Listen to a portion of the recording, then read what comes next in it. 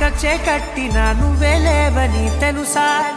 ఇవాళే ఇలా నీతో ఉండగా బాగుందిలే కొత్తగా ఇంకా సేపని ఏం చేద్దామని కాలక్షేపమే పనిగా పనులు మాని నీ పనే నాదిగా ఊరేగుతున్నానుగా తెల్లారిపోతున్నా ఇంకాస్త సేపు ఉండిపోనా